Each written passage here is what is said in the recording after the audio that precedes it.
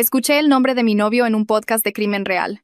20 minutos después, todas las personas que amaba estaban en peligro. Estaba escuchando un podcast sobre un caso sin resolver de hace 15 años. El presentador describía un allanamiento de morada donde una familia entera fue asesinada, excepto por una persona que desapareció esa noche. El único sobreviviente fue un adolescente llamado Julián Ríos, quien huyó de la escena y nunca fue encontrado, dijo el presentador. Luego, cortaron a una entrevista con alguien que afirmaba tener nueva información. De hecho, creo que lo vi hace como 2 años. Usaba el nombre de Carlos Gómez y vivía en Guadalajara, Jalisco. Lo reconocí por las fotos antiguas. Me quedé helada.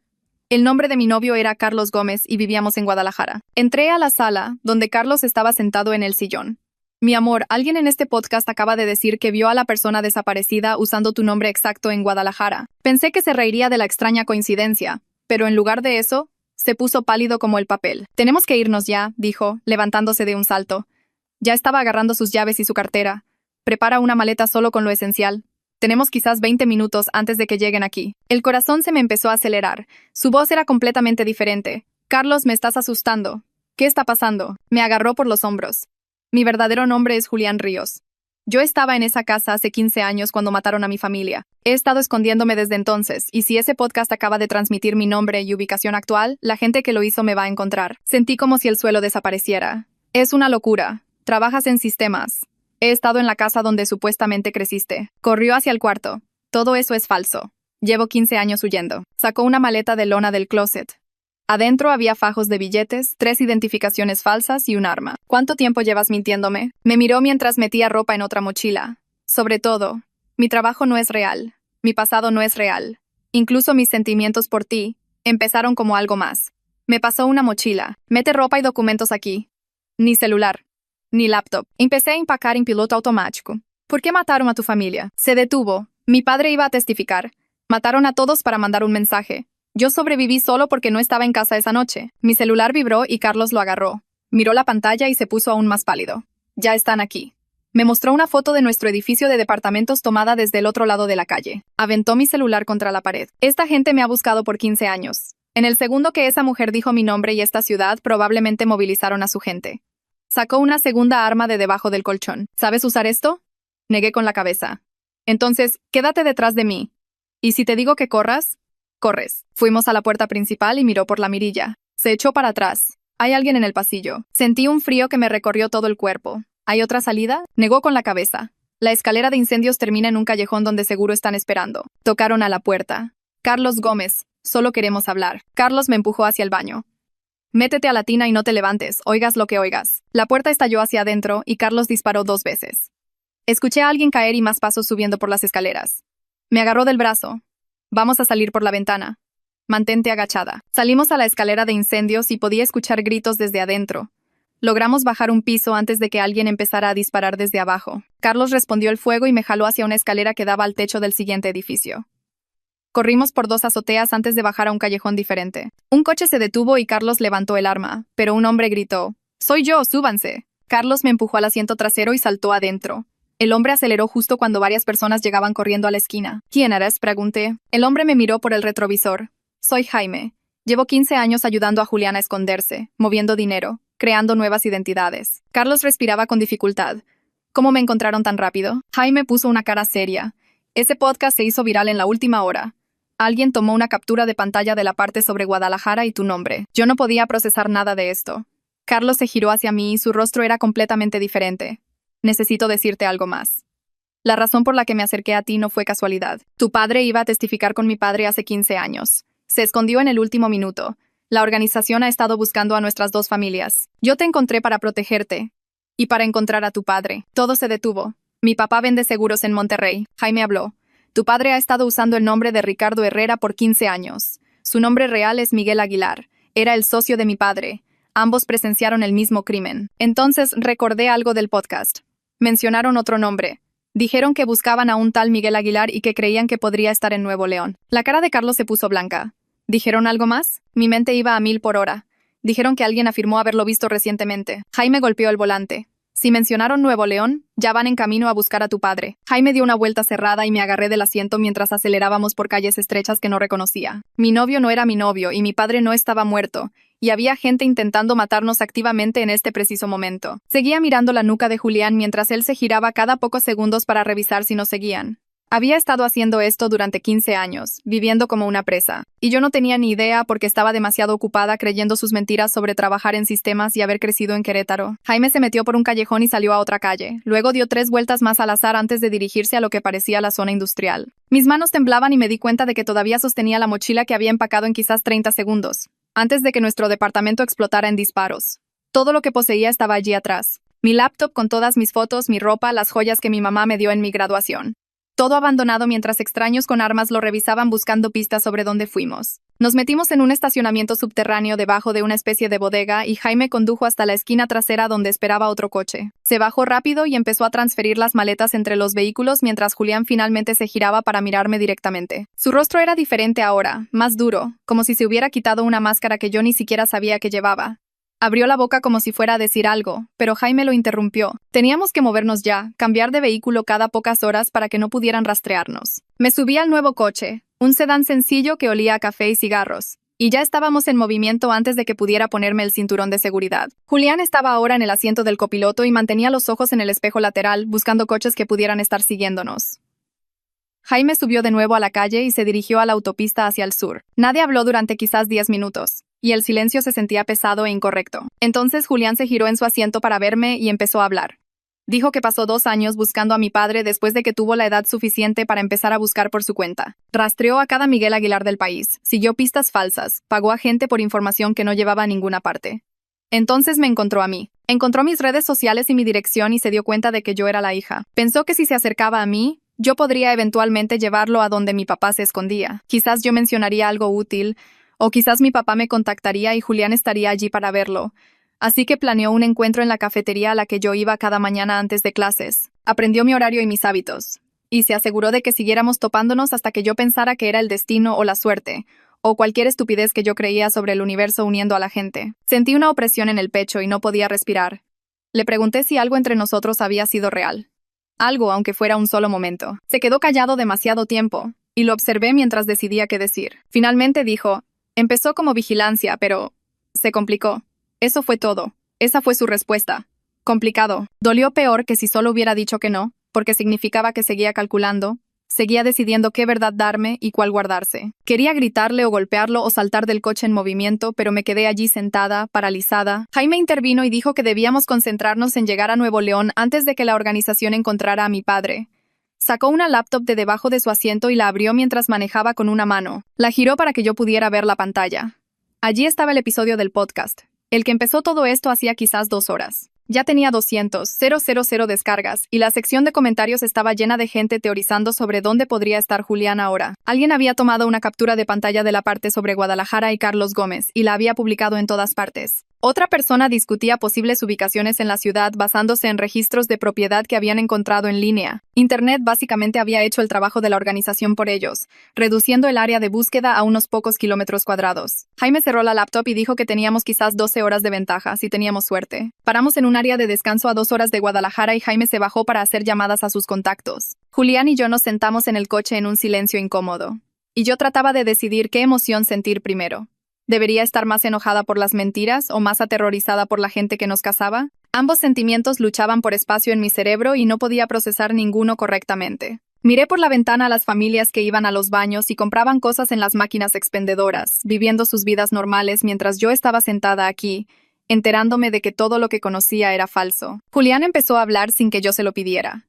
Me contó sobre la noche en que murió su familia, cómo había estado en casa de un amigo y llegó tarde para encontrar patrullas y ambulancias por todas partes. Entró por la ventana trasera porque sabía que algo andaba mal y encontró que todos se habían ido. Sus padres, su hermana pequeña, incluso el perro. Sangre por todas partes y silencio. Y apenas logró salir antes de que la gente que lo hizo regresara a revisar su trabajo. Había estado huyendo desde entonces, cambiando de identidad cada pocos años, sin quedarse nunca en ningún lugar el tiempo suficiente para construir una vida real, hacer amigos reales o confiar en alguien. Jaime lo había estado ayudando todo el tiempo, moviendo dinero, creando nuevas identidades, enseñándole a desaparecer. Me di cuenta de que mi padre tomó la misma decisión, pero al menos él salió antes de que la violencia nos alcanzara. Le pregunté a Julián si sabía por qué mi papá se escondió en lugar de testificar como se suponía. Julián explicó que mi padre debía testificar la misma semana que el padre de Julián, pero alguien le avisó sobre el ataque planeado. Mi papá tuvo quizás 6 horas de advertencia y las usó para desaparecer, dejándonos a mi mamá y a mí atrás con alguna historia sobre tener que irse por trabajo. Probablemente pensó que nos estaba protegiendo al mantenernos en la oscuridad, pero en lugar de eso, solo nos convirtió en blancos fáciles si alguien alguna vez nos conectaba con él. Jaime regresó al coche con cara sombría. Dijo que sus contactos confirmaron que la organización envió equipos tanto a Guadalajara como a Monterrey 1 hora después de que el podcast se publicara. Tuvimos suerte de salir cuando lo hicimos, pero mi padre podría no saber todavía que alguien iba por él. Si seguía usando la misma identidad después de 15 años, podría pensar que estaba a salvo, podría haberse confiado. Volvimos a la carretera y saqué el teléfono que Julián me había dado. Uno desechable que dijo era seguro usar. Intenté llamar al número que tenía de mi papá, el que había usado quizás 3 veces en 15 años cuando mi mamá lograba organizar un contacto supervisado. Se fue directo a un mensaje de número desconectado. Se me revolvió el estómago. ¿O mi padre había cambiado de número otra vez? ¿O algo ya le había pasado y habíamos llegado demasiado tarde? Julián se dio la vuelta en su asiento y me miró a la cara. Preguntó qué pasaba, y yo solo miré el teléfono en mi mano por un segundo antes de decirle que el número estaba desconectado. Le expliqué que apenas conocía a mi padre de todos modos, porque mi mamá me dijo que nos había dejado cuando yo tenía 7 años.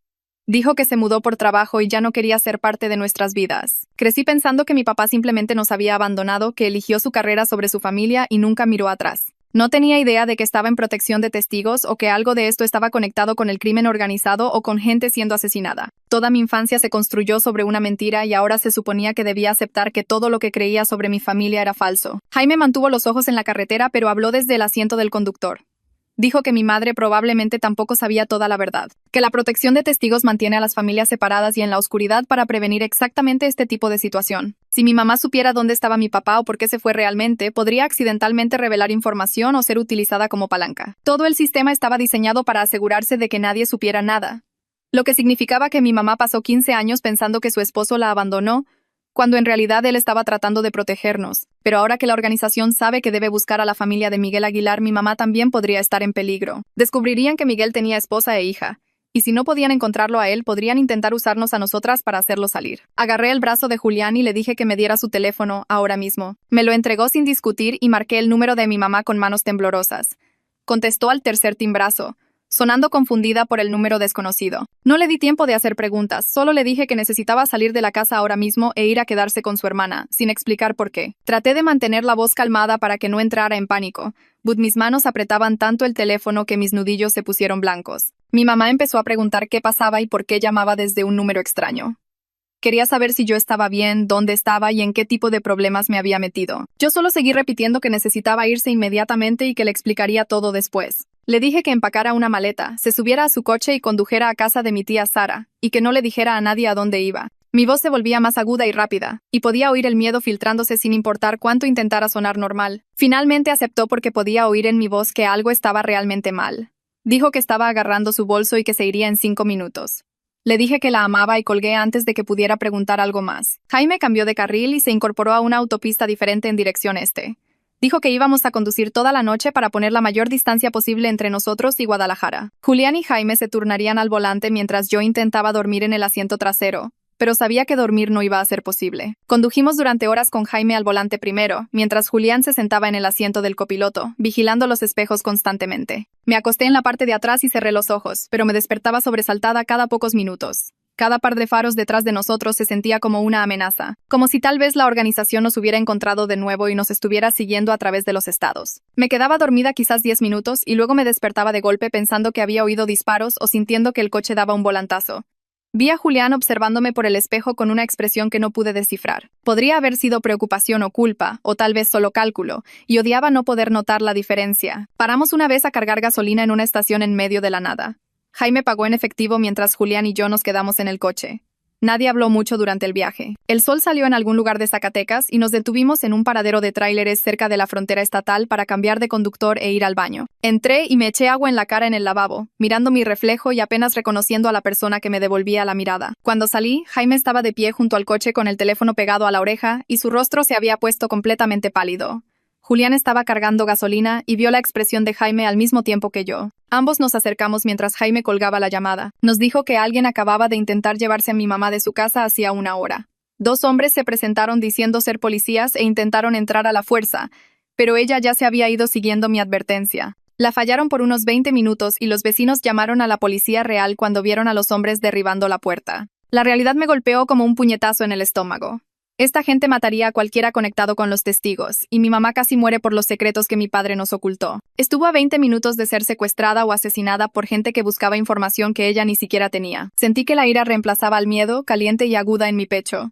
Estaba enojada con mi papá por desaparecer y dejarnos vulnerables. Estaba enojada con mi mamá por mentir sobre por qué se fue, incluso si ella no sabía la verdad. Estaba enojada con Julián por usarme como carnada para encontrar a mi padre y ponerme en peligro sin decirme lo que realmente estaba sucediendo. Todos en mi vida me habían mentido. Y ahora la gente intentaba matar a mi familia por decisiones tomadas hace 15 años que nadie se molestó en explicar. Julián intentó disculparse de nuevo, empezando a decir algo sobre cómo nunca quiso que las cosas salieran así. Lo interrumpí y le dije que no quería escucharlo en este momento, que necesitaba concentrarme en seguir viva y encontrar a mi padre antes de que la organización lo hiciera. Podríamos lidiar con el drama de la relación más tarde, si sobrevivíamos lo suficiente como para que importara. Él retrocedió, pero pude ver el dolor en su rostro, lo cual era confuso porque no sabía si sus sentimientos eran reales o solo más manipulación.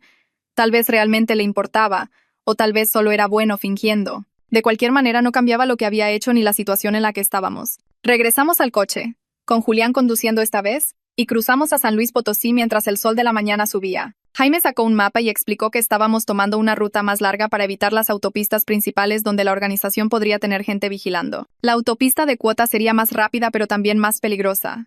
Solo había unas pocas rutas de Guadalajara a Monterrey y podrían haber puesto vigilancia. Esta ruta por carreteras secundarias nos llevaría casi 2 días para llegar a Monterrey, serpenteando por pueblos más pequeños y carreteras estatales que añadían horas al viaje. No teníamos idea de si mi padre seguía vivo o si la organización ya lo había encontrado mientras nosotros estábamos ocupados huyendo. Le pregunté a Jaime cómo se involucró en todo esto en primer lugar.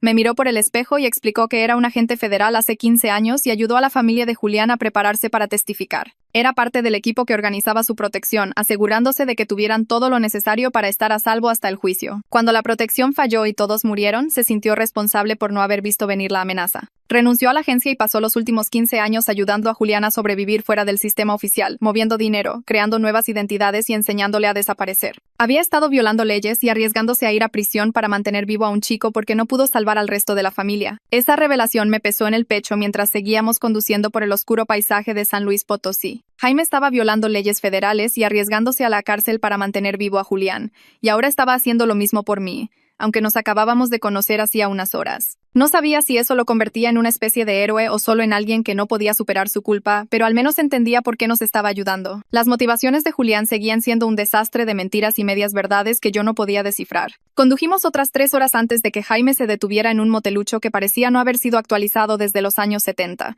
Pagó en efectivo por una habitación con 2 camas y metimos nuestras maletas. El cuarto olía a cigarros viejos y a productos de limpieza. Jaime dijo que él haría la primera guardia y nos dijo que intentáramos dormir. Me acosté en una de las camas completamente vestida y me quedé mirando el techo manchado de humedad. Mi cerebro no dejaba de repetir todo lo que había sucedido en el último día. Hace 24 horas, estaba escuchando un podcast en mi departamento sin tener idea de que toda mi vida estaba construida sobre mentiras. Ahora estaba en un cuarto de motel en medio de la nada con un novio que no era realmente mi novio y un ex agente federal renegado. Escuché a Julián moverse en su cama y luego se sentó en el borde. Empezó a hablar en voz baja, diciendo que lo que me dijo sobre sus sentimientos era verdad, aunque la forma en que nos conocimos fue completamente falsa. Dijo que nunca planeó enamorarse de mí y que eso complicó todo mucho más de lo que se suponía. Su voz era diferente a como la había oído antes, más suave y menos controlada. Quería creer lo que decía, pero no tenía idea de cómo confiar en alguien que ya había admitido que se me acercó como parte de un plan para encontrar a mi padre. Cada cosa amable que había dicho o hecho podría haber sido calculada. Cada beso podría haber sido estrategia. Le dije que necesitábamos concentrarnos en seguir vivos primero, y que podríamos lidiar con lo de la relación después, si es que había un después para nosotros. Se quedó callado y pude sentir que me miraba en la oscuridad, pero mantuve mis ojos en el techo. Eventualmente, lo escuché recostarse de nuevo. Debo haberme quedado dormida en algún momento, porque Jaime me estaba sacudiendo el hombro y una pálida luz de la mañana entraba por las delgadas cortinas. Julián ya estaba despierto y guardando sus cosas. Jaime tenía su teléfono en la mano y su cara se veía sombría. Dijo que acababa de recibir una llamada de sus contactos y las noticias no eran buenas. La organización tenía gente buscando activamente en Nuevo León ahora mismo, y habían descubierto varias ubicaciones posibles donde mi padre podría estar viviendo, basándose en las pistas del podcast sobre el área de Monterrey. Se me revolvió el estómago. Todavía estábamos quizás a 12 horas de Monterrey si conducíamos sin parar. Jaime dijo que no podíamos simplemente entrar a la ciudad sin saber exactamente dónde estaba mi padre. porque estaríamos entrando a ciegas y la organización probablemente tenía gente vigilando los lugares probables. Julián sugirió que intentáramos encontrar registros de propiedad o recibos de servicios a nombre de Ricardo Herrera para obtener una dirección real. Jaime asintió y dijo que tenía un contacto que podía acceder a esas bases de datos sin dejar ningún rastro que pudiera ser rastreado hasta nosotros. Hizo una llamada mientras Julián y yo agarrábamos unos panqués rancios de la triste excusa de área de desayuno del motel. El contacto dijo que tardaría unas horas en buscar en los registros y cruzar referencias. Volvimos al coche y empezamos a conducir más cerca de Monterrey mientras esperábamos. Intenté no pensar en lo que encontraríamos cuando llegáramos. Cada kilómetro que pasaba se sentía como si estuviéramos compitiendo contra gente que tenía más recursos y más experiencia que nosotros. Le pregunté a Julián cuál era el plan real si encontrábamos a mi padre todavía vivo. Se quedó callado un minuto y luego admitió que no tenía realmente un plan más allá de advertirle e intentar llevar a todos a un lugar seguro. El problema era que no había ningún lugar realmente seguro mientras la organización existiera y nos quisiera muertos. Tenían gente en todas partes y dinero ilimitado para seguir buscando. Podíamos huir otros 15 años como Julián había estado haciendo, pero eso no era realmente vivir. Era solo sobrevivir. Paramos a cargar gasolina en una estación a las afueras de Saltillo y el teléfono de Jaime sonó. Contestó y escuchó durante un largo rato, luego agradeció a quien estuviera al otro lado. Nos dijo que su contacto había encontrado una dirección para un Ricardo Herrera viviendo en un suburbio llamado Apodaca, a unos 20 minutos de Monterrey. Estábamos lo suficientemente cerca ahora como para poder estar allí en unas horas si seguíamos derecho sin parar. Julián quería acercarse con cuidado y explorar la ubicación primero, para ver si la organización ya la había encontrado. Yo entendía ser cuidadosos, pero me preocupaba que si esperábamos demasiado, la organización encontraría a mi padre antes que nosotros. Llegaríamos demasiado tarde para advertirle. Discutimos sobre eso mientras Jaime conducía y finalmente llegamos a un acuerdo. Pasaríamos por la casa una vez para ver si había alguna señal obvia de problemas antes de hacer contacto. Si todo parecía normal, nos acercaríamos. Si veíamos algo sospechoso, encontraríamos otra manera. El sol estaba bajando mientras cruzábamos a Nuevo León y me di cuenta de que estaba a punto de ver a mi padre por primera vez en 15 años.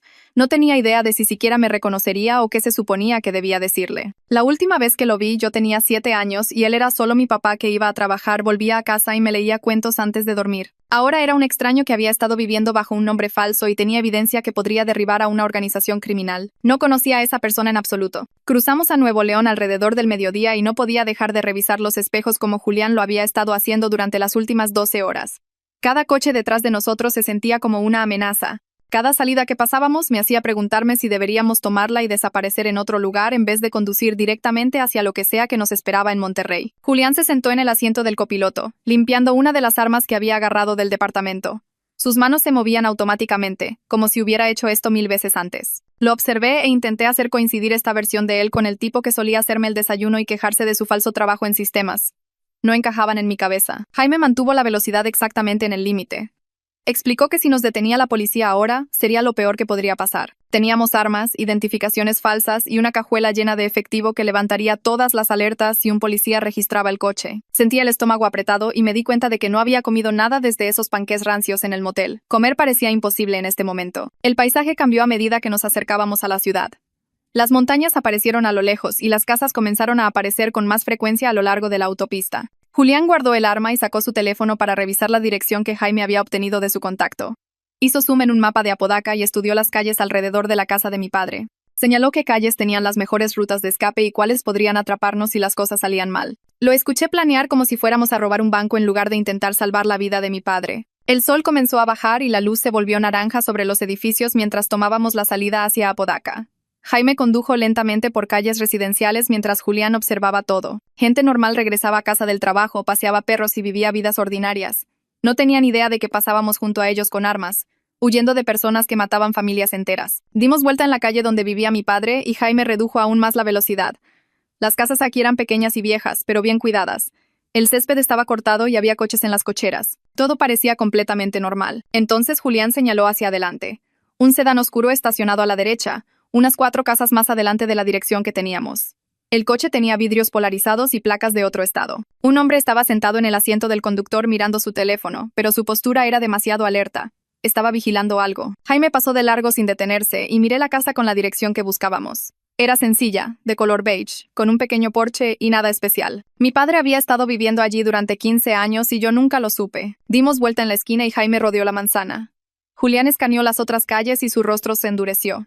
Le dijo a Jaime que redujera la velocidad y señaló otro vehículo estacionado en la esquina opuesta al primero. Esta era una camioneta oscura con 2 personas adentro. Estaban posicionados para vigilar la misma casa desde un ángulo diferente. La organización había encontrado a mi padre. Ya estaban aquí, sentados y esperando. Jaime siguió conduciendo y se metió en un callejón a 2 cuadras de distancia. Se estacionó y apagó el motor. Todos nos quedamos sentados allí por un minuto mientras asimilábamos la realidad. Esas personas fuera de la casa de mi padre eran probablemente las mismas que mataron a la familia de Julián hace 15 años. Estaban esperando órdenes o a que mi padre saliera, o el momento adecuado para entrar. Julián dijo que teníamos que movernos ahora, antes de que se cansaran de vigilar.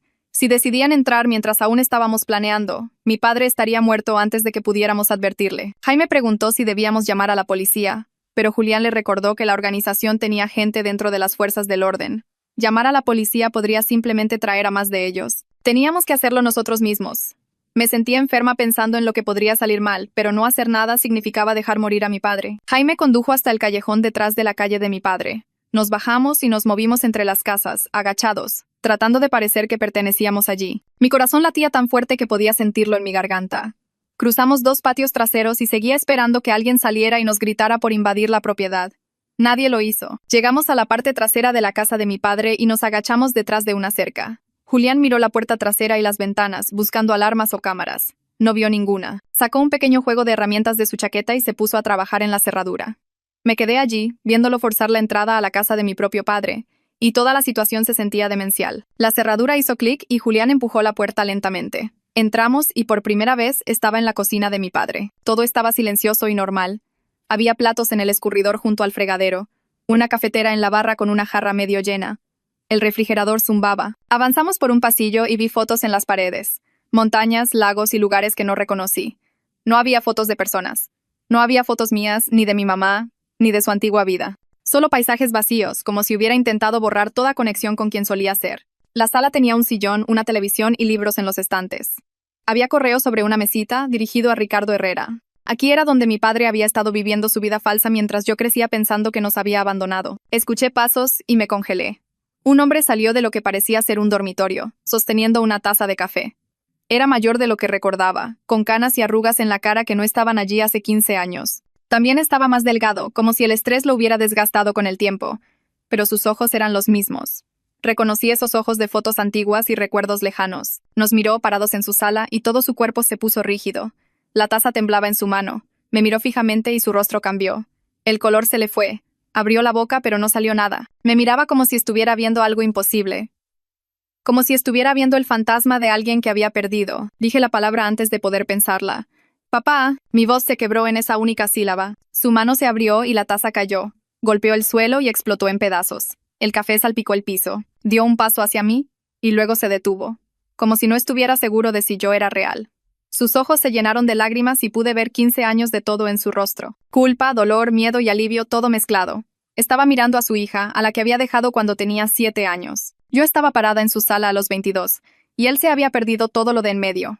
Cada cumpleaños, cada graduación, cada momento de mi vida había sucedido sin él. Sus manos temblaban. Julián se adelantó y su voz cortó el momento. Le dijo a mi padre que no teníamos tiempo para esto, que la organización tenía gente vigilando la casa en este momento. El rostro de mi padre cambió instantáneamente de la emoción al miedo. Sabía exactamente lo que eso significaba. Se dio la vuelta y corrió hacia un closet en el pasillo. Sacó una maleta que ya estaba empacada. Adentro pude ver ropa, efectivo y documentos, como si hubiera estado listo para huir en cualquier segundo durante 15 años. Había vivido aquí con una maleta de escape en su closet todo el tiempo, nunca desempacando por completo, nunca estableciéndose, siempre listo para el momento en que lo encontraran. Esa maleta fue la cosa más triste que había visto en mi vida. Se volvió hacia mí y las palabras comenzaron a salir a borbotones. Dijo que lamentaba todo. Por irse, por las mentiras, por no estar allí. Dijo que había querido contactarme tantas veces, pero le dijeron que cualquier comunicación me pondría en peligro. Se le quebró la voz y me di cuenta de que había estado llorando por esto durante 15 años. Había estado viviendo en su propia prisión, atrapado por la misma organización que mató a la familia de Julián, separado de todos los que amaba porque mantenerse alejado nos mantenía a salvo. Había renunciado a toda su vida para protegernos y nosotros ni siquiera sabíamos que nos estaba protegiendo. Pensábamos que simplemente se había ido. Jaime habló detrás de nosotros. Explicó que teníamos que irnos por la puerta trasera ahora mismo y llegar al coche antes de que el equipo de vigilancia de afuera se diera cuenta de que algo estaba pasando. Mi padre asintió y agarró su maleta. Se movió hacia la parte trasera de la casa y pude notar que había practicado esta ruta antes.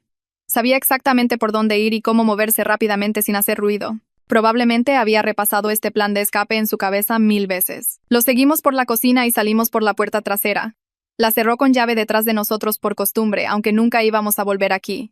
Esta casa y esta vida como Ricardo Herrera se habían terminado. Nos movimos entre las casas, regresando hacia el callejón donde Jaime había estacionado. Seguí mirando hacia atrás, esperando ver hombres con armas persiguiéndonos, pero el patio permaneció vacío. Llegamos al coche y nos subimos. Jaime arrancó el motor y salió del callejón. Mi padre se sentó en el asiento trasero junto a mí, respirando con dificultad. Me alcanzó y me tomó la mano. La apretó con fuerza, como si temiera que yo pudiera desaparecer. Estábamos a medio camino del patio trasero cuando escuché gritos desde la calle. El sonido atravesó todo y mi cuerpo se heló. La cabeza de Julián giró hacia el ruido y me agarró fuerte del brazo. El coche de Jaime era visible en el callejón y los vigilantes debieron haberlo visto, porque había hombres corriendo hacia nosotros desde ambas direcciones. Mi padre mantuvo el paso a pesar de su edad y me di cuenta de que el miedo te hace más rápido de lo que crees posible. Corrimos por el césped y saltamos una cerca baja hacia el siguiente patio. Julián me jalaba y yo podía oír pasos detrás de nosotros, acercándose. Llegamos al callejón y Jaime ya tenía el coche encendido con la puerta abierta. Julián me empujó al asiento trasero y mi padre se lanzó junto a mí. Jaime pisó el acelerador antes de que Julián siquiera cerrara su puerta. 2 hombres doblaron la esquina detrás de nosotros con las armas en alto. Escuché el primer disparo y me agaché. El medallón explotó y el vidrio voló por todas partes. Sentí pedazos en mi cabello y cuello, y el agudo escozor de los cortes. Jaime siguió conduciendo sin bajar la velocidad. Más disparos y escuché metal contra metal mientras las balas golpeaban el coche. Mi padre me empujó más abajo y me cubrió con su cuerpo. Llegamos a la calle principal y Jaime dio una vuelta brusca a la derecha.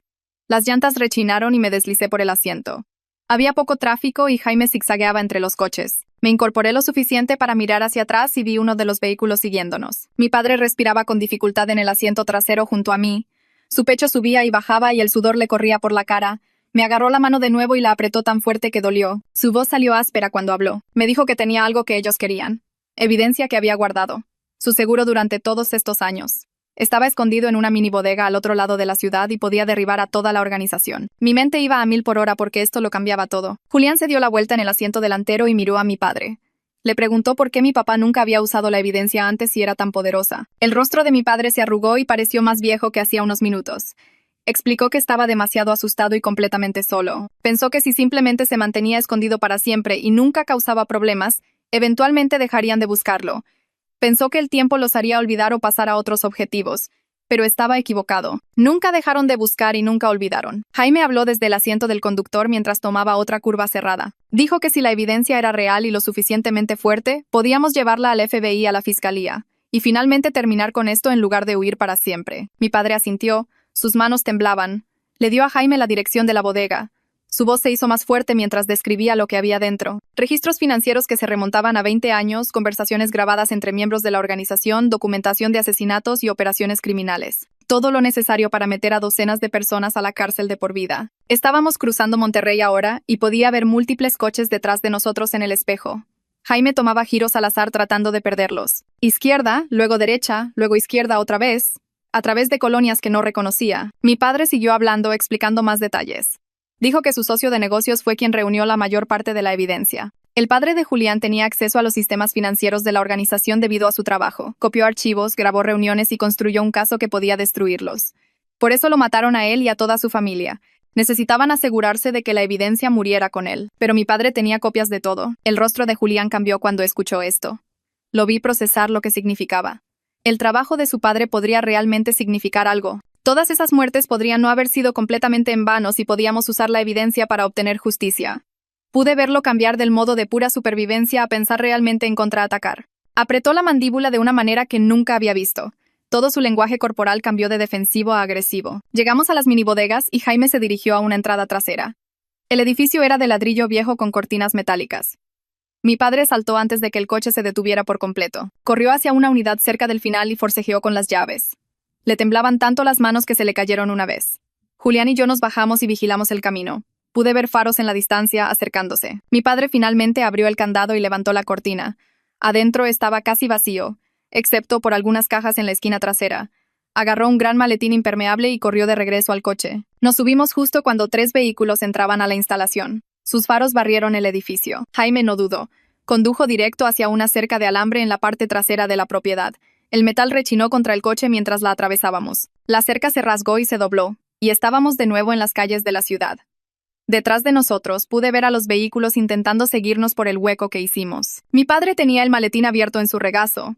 Adentro había memorias USB y bolsas de plástico, carpetas llenas de documentos, casetes viejos en estuches con fechas escritas. Dijo que contenían confesiones grabadas y discusiones de negocios. Julián extendió la mano hacia atrás y comenzó a revisar los materiales. Tomó carpetas y escaneó páginas.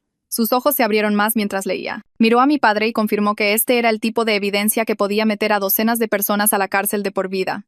Nombres reales, fechas y transacciones financieras. Pruebas de asesinatos, corrupción y operaciones criminales que abarcaban 2 décadas. Esto ya no era solo un seguro. Era un arma que realmente podíamos usar para contraatacar. Jaime seguía conduciendo rápido y revisando los espejos constantemente. Más coches se habían unido a la persecución detrás de nosotros. Conté al menos 4 vehículos ahora. Se estaban coordinando tratando de encerrarnos. Jaime tomó otra curva cerrada y subimos por una rampa hacia la autopista. El tráfico era más pesado aquí y lo usó como cobertura, zigzagueando entre camiones y cortando carriles. Los coches perseguidores se quedaron un poco atrás, pero seguían allí. Seguían siguiéndonos, seguían cazándonos por la ciudad. Vi más faros unirse a la persecución detrás de nosotros y conté 6 vehículos ahora. Jaime tomó una rampa de salida y bajamos a las calles de la superficie, donde había más tráfico para escondernos. Mi cerebro comenzó a funcionar de nuevo después del shock de todo lo de la bodega. Mi padre había mencionado antes que la organización tenía a alguien dentro de la protección de testigos, alguien que les ayudó a encontrar familias que se suponía estaban escondidas. Eso significaba que probablemente también tenían gente en las fuerzas del orden regulares. Me incliné entre los asientos delanteros y le dije a Jaime que no podíamos simplemente entrar a una oficina de la Fiscalía, FGR, porque si había un topo en protección de testigos, probablemente había agentes corruptos en otros lugares también. Necesitábamos una forma de sacar esta evidencia donde no pudiera ser enterrada o destruida por alguien en la nómina de la organización. Jaime asintió y dijo que conocía a un fiscal federal llamado Mario Cabrera, que había estado tratando de construir un caso contra la organización durante años, pero nunca tuvo pruebas suficientes. Estaba limpio, nunca se había vendido y tenía la autoridad para hacer algo realmente con lo que le estábamos dando. Mi padre estaba revisando más documentos en el maletín y dijo que también deberíamos enviar todo a periodistas, para asegurarnos de que la información se hiciera pública incluso si algo le pasaba al proceso legal. Julián se dio la vuelta y mencionó a la presentadora del podcast que comenzó todo esto, la mujer llamada Elena Vargas, porque claramente tenía interés en la historia y una gran plataforma para compartirla con miles de oyentes. Me sentí extraña por contactar a la persona cuyo programa casi nos mata, pero Julián tenía razón en que ella tenía el alcance que necesitábamos. Jaime vio una biblioteca pública y se metió en el estacionamiento. Agarramos el maletín y entramos, encontrando computadoras en la esquina trasera, lejos de otras personas. Mi padre comenzó a escanear documentos mientras Julián copiaba archivos de las memorias USB a una cuenta de almacenamiento en la nube. Yo vigilaba la puerta por si alguien nos seguía, mientras Jaime creaba direcciones de correo electrónico encriptadas que podíamos usar para enviar la información de acceso. Nos tomó casi 1 hora subir y organizar todo. Mis manos temblaban todo el tiempo porque estábamos quietos por primera vez desde que salimos de la casa de mi padre, y eso nos convertía en blancos fáciles. Julián envió los enlaces de la nube tanto al fiscal como a la periodista, con un mensaje explicando lo que contenían los archivos e instrucciones de publicar todo si algo nos sucedía. Era nuestra póliza de seguro, lo único que impedía que la organización simplemente nos matara a todos y tomara la evidencia. Volvimos al coche y el teléfono de Jaime sonó en 10 minutos. Lo puso en altavoz y la voz de un hombre dijo: «Habla Mario Cabrera. Recibí los archivos y ya los estoy revisando». El fiscal dijo que estaba movilizando recursos ahora mismo para hacer arrestos y que necesitábamos entrar a dar declaraciones oficiales, pero que podía proporcionar protección mientras el caso avanzaba. Su voz sonaba firme y segura, como alguien que sabía exactamente lo que estaba haciendo. Jaime le dijo que nos reuniríamos con él en un edificio federal en el centro y el fiscal dijo que tendría agentes federales esperando para escoltarnos adentro de manera segura. Íbamos conduciendo hacia el centro cuando el teléfono de mi padre vibró con una respuesta por correo electrónico. La periodista, Elena Vargas, había respondido diciendo que ya había verificado algunos de los documentos usando sus fuentes y estaba preparando una historia importante para su próximo episodio de podcast. Quería entrevistarnos a todos, pero le respondimos diciendo que necesitábamos concentrarnos en seguir vivos hasta que ocurrieran los arrestos y que hablaríamos con ella después. 2 caminos diferentes para sacar la evidencia donde importaba. Jaime navegaba por el tráfico mientras mi padre explicaba más sobre lo que había en los archivos, nombres específicos de personas en la organización y fechas de asesinatos y crímenes financieros que se remontaban a 20 años. Pruebas reales que podían meter a docenas de personas a la cárcel de por vida. Miré a Julián en el asiento del copiloto. Estaba completamente callado, mirando por la ventana. Me di cuenta de que esto era lo más cerca que había estado de acabar realmente con la amenaza que había controlado toda su vida desde que era un adolescente. 15 años de huir, esconderse y mirar sobre su hombro podrían estar por terminar. Extendí la mano y tomé la suya. Me miró con una expresión que era mitad esperanza y mitad miedo. como si no supiera qué pasaría si realmente sobrevivíamos a esto y ya no tuviera que huir. Apretó mis dedos con fuerza y no dijimos nada, porque realmente no había nada que decir. Estábamos a 2 cuadras del edificio federal cuando un coche salió de la nada y nos embistió por un costado. El impacto nos hizo girar y me golpeé la cabeza contra la ventana. Me zumbaban los oídos y vi hombres armados saliendo de múltiples vehículos que nos habían encerrado. Se desató un tiroteo por todas partes, balas golpeando metal y vidrio. Jaime gritaba algo, pero no podía oírlo por el ruido. Entonces aparecieron más personas y me di cuenta de que eran agentes federales con equipo táctico. Respondían al fuego y creaban un corredor de protección. Uno de ellos, un tipo enorme, abrió nuestra puerta de un tirón y nos protegió físicamente con su cuerpo. Gritó que corriéramos y salimos a trompicones del coche destruido. Pude ver a Jaime disparando a los perseguidores mientras mi padre agarraba el maletín de la evidencia. Corrimos hacia la entrada del edificio federal con balas golpeando el concreto a nuestro alrededor. El agente se mantuvo entre nosotros y los tiradores todo el camino. Su placa de identificación decía Barrett. Logramos entrar por las puertas y el edificio entró en cierre de emergencia de inmediato. Barreras metálicas cayendo y seguridad armada inundando la entrada. Pesadas puertas se cerraron de golpe detrás de nosotros, y, de repente, estábamos rodeados de agentes federales en un vestíbulo con paredes de concreto y sin ventanas. El tiroteo afuera continuaba, pero ahora estábamos adentro, protegidos por capas de seguridad y autoridad federal. Mis piernas cedieron y me senté de golpe en el suelo. Mi padre, a mi lado, todavía aferrado al maletín como si su vida dependiera de ello. Julián me revisaba buscando heridas y Jaime entró por las puertas al último, con sangre en la camisa pero moviéndose bien. El agente Barrett hablaba por su radio, coordinando con los equipos de afuera. Lo habíamos logrado. Apenas. Pero finalmente estábamos en un lugar donde no podían alcanzarnos. En la sala de conferencias, Mario Cabrera se sentó frente a nosotros con una laptop y 3 teléfonos funcionando a la vez. Comenzó a tomar nuestras declaraciones de inmediato mientras hablaba con equipos del FBI, Fiscalía, en diferentes ciudades. Nos dijo que estaban ejecutando órdenes de arresto en ese mismo momento, basándose en la evidencia que mi padre proporcionó, golpeando a la organización en 8 ciudades al mismo tiempo. Cada pocos minutos recibía una actualización y nos la transmitía. Equipo de Chicago aseguró 3 objetivos. Nueva York tiene a 4 en custodia.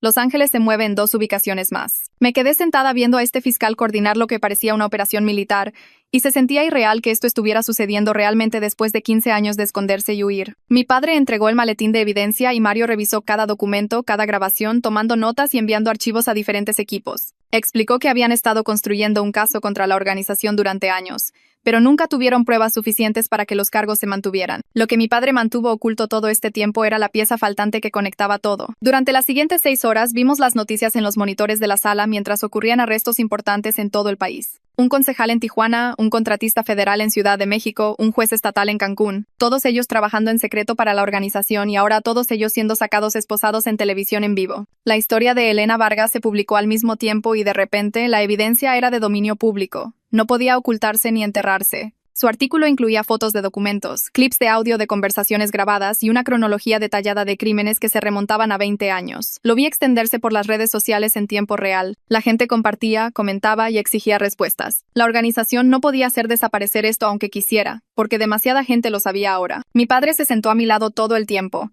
y durante los descansos del interrogatorio, comenzó a contarme sobre su vida escondido. Vivía solo en esa pequeña casa. Trabajaba en un aburrido trabajo de oficina bajo un nombre falso y pasaba sus tardes siguiendo mi vida a distancia. Guardaba recortes de periódico de mi graduación de la preparatoria y mi aceptación en la universidad, pequeños pedazos de mi vida a los que podía aferrarse. Me mostró fotos en su teléfono de mí en mi ceremonia de graduación que alguien más tomó, y me di cuenta de que él había estado allí, viéndome desde lejos. Dijo que la parte más difícil no era el miedo o el aislamiento, sino saber que yo estaba creciendo pensando que nos había abandonado. Cada cumpleaños, cada festividad, cada momento importante que se perdió porque mantenerse alejado me mantenía a salvo. Se le quebró la voz cuando habló de ello y yo no supe qué decir, porque todavía estaba procesando que había estado vivo y observando todos estos años. Más tarde, Julián y yo finalmente tuvimos una conversación real sobre lo que sigue, sentados en una habitación más pequeña, lejos de todos los demás. Admitió que no sabía cómo tener una vida normal porque nunca había tenido una. Desde los 17 años, toda su existencia se había basado en la supervivencia, la venganza y mantenerse oculto. No sabía cómo pensar en un futuro que no fuera solo huir o luchar. Le dije que ambos íbamos a tener que descubrir quiénes somos ahora que no estamos huyendo, y que eso iba a llevar tiempo, y probablemente terapia. Se rió de eso una risa real que no le había escuchado antes, y dijo que la terapia sonaba bien. De hecho, acordamos que necesitábamos ser honestos sobre lo jodido que estaba todo esto, cómo nuestra relación comenzó con mentiras y manipulación, y cómo no podíamos simplemente fingir que eso no importaba. Pero tampoco podíamos ignorar que, en algún punto en medio de todo el caos, algo real sucedió entre nosotros. Mario regresó con una actualización que hizo que todos en la sala se callaran.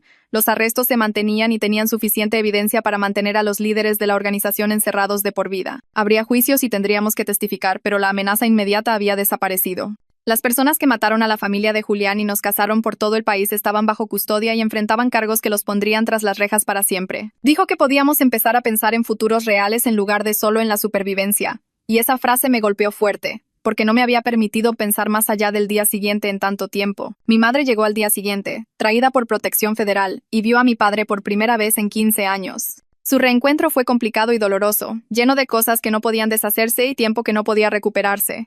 Ella estaba enojada por las mentiras y los años pensando que él simplemente nos había dejado. Él estaba a la defensiva sobre sus decisiones y seguía diciendo que hizo lo que tenía que hacer para mantenernos a salvo. Se quedaron parados en esta sala de conferencias del edificio federal, discutiendo sobre 15 años de dolor y tiempo perdido, y me di cuenta de que tal vez nunca lo superarían, pero también había alivio de que todos estábamos vivos, de que la amenaza finalmente había terminado y de que tal vez podríamos empezar a reconstruir algo, incluso si nunca sería lo que perdimos. Julián y yo acordamos tomar las cosas con calma y llegar a conocernos honestamente, empezando de nuevo sin las mentiras y la manipulación. Él se mudaría a un departamento temporal cerca del mío e íbamos a intentar salir como personas normales, aunque ambos sabíamos que nunca seríamos completamente normales después de todo lo que habíamos pasado. Hicimos un plan para ver a un terapeuta, tanto individualmente como juntos, porque teníamos mucho que procesar. Él necesitaba procesar 15 años de trauma y aislamiento. Yo necesitaba procesar la traición y descubrir que toda mi vida se construyó sobre secretos. Necesitábamos averiguar si lo que teníamos era real o solo un vínculo creado por el trauma, y eso iba a llevar tiempo y la honestidad que no habíamos tenido antes. 3 semanas después estaba cenando con mis dos padres por primera vez desde que tenía 7 años. Nos sentamos en una mesa en un restaurante y fue incómodo, porque todos seguíamos procesando el trauma y averiguando cómo ser una familia de nuevo. Mi mamá y mi papá intentaban hablarse como adultos, pero años de dolor seguían saliendo a la superficie en pequeños comentarios y silencios tensos. Les conté sobre la escuela y mi vida, llenando 15 años de huecos, y escucharon como si intentaran memorizar cada detalle que se habían perdido. Estábamos juntos y a salvo, y eso era algo que no pensé que volvería a pasar. Después de la cena, Julián me envió un mensaje de texto para preguntar cómo había ido. Le dije que fue extraño y difícil, pero también bueno de una manera que no podía explicar. Dijo que estaba orgulloso de mí por intentarlo, y me di cuenta de que, a pesar de todo, construimos algo real en medio de todo el caos. Tal vez también valía la pena luchar por eso, incluso si significaba empezar de cero y hacer el trabajo duro de construir algo honesto. La organización había desaparecido, mi familia estaba viva y por primera vez en semanas podía pensar en el mañana sin que el miedo se apoderara de todo. Bueno, esa es otra obra maestra impecable. Si sigues viendo, no sé si darte las gracias o pedirte perdón. De cualquier manera, dale a suscribir y estamos a mano.